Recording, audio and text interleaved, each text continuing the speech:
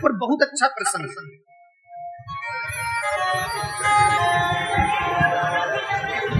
बहुत अच्छा प्रसंग।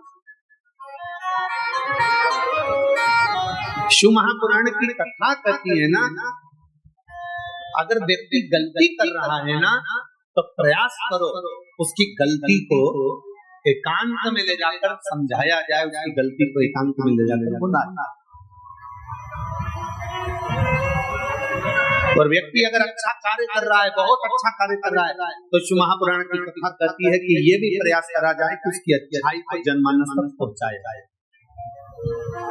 पर आज संसार की रीति जरा उल्टी है, संसार की रीति जरा उल्टी है।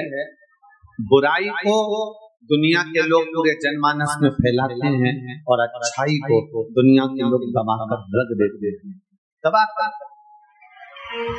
कितना विचित्र। एक बहू को अगर भोजन बनाना नहीं आता, एक बहू को चाय बनाना नहीं आती, एक बहू को अगर घर संभालना नहीं आता, एक बहू को अगर कोई कार्य नहीं आता, एक बहू को मान लो गाय भैंस संभालना नहीं आई, एक बहू को मान लो घर संभालना नहीं आया, एक बहू को मान लो लैपटॉप चलाना नहीं आया, एक बहू को थोड़ा सा घर का कोई काम नहीं आया। तुमने कहा कि भजिए बना ले, भजिए बनाने नहीं आए, तुमने बोला कि सब्जी बना ले, सब्जी बनाना नहीं आई, रोटी बना ले, रोटी बनाना नहीं आई, नहीं सीखा। हो सकता है पढ़ने में लगी होगी, विद्याध्ययन में लगी होगी, कहीं एजुकेशन में लगी होगी, नौकरी में लगी होगी, नहीं संभाल पाई अपने माता पिता के घर में, वो काम नहीं कर पाई।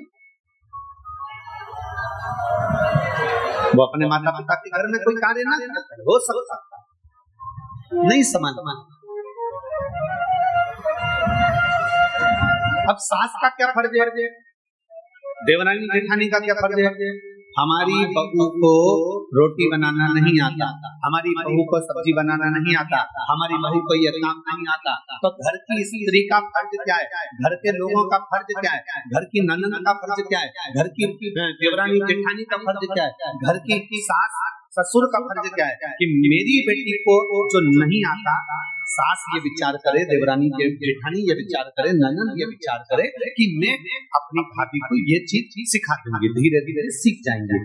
पर होता क्या है, चार लोगों में मौसी आई, हमारी मंजली बहू को तो कच्छ ना आए, हमारी छोटी बहू को तो कच्छ ना आए, हमारी बड़ी बहू को तो कच्छ ना आए, मामी आई छोटी बहू को तो कच्छ ना आए, काका जी आए हमारी छोटी बहू को कच्छ ना आए, हमारी बड़ी बहू को कच्छ ना आए, हमारी मंजली बहू को कुछ ना आए, बस बुराई बुराई बुराई।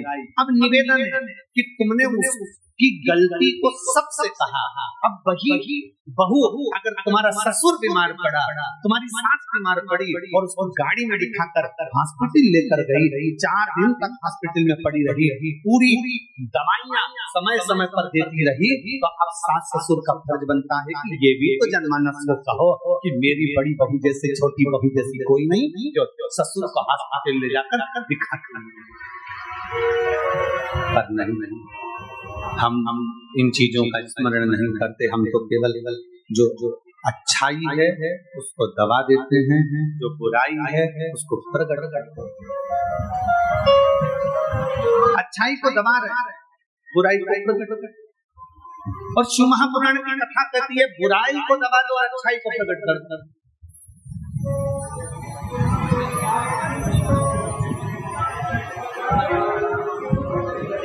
हर एक दिन हमारी सासू जी से हंस के बोली जेठानी, राम नाम को सुमिरन कर ले, 2 दिन की है जिंदगानी, 2 दिन की जिंदगी। इतने में सास को इतना बुरा लगा, उसने अपने रिश्तेदारों को फोन कर बोल दिया मेरी बहू तो चाहती है कि मैं मर रही हूँ 2 दिन,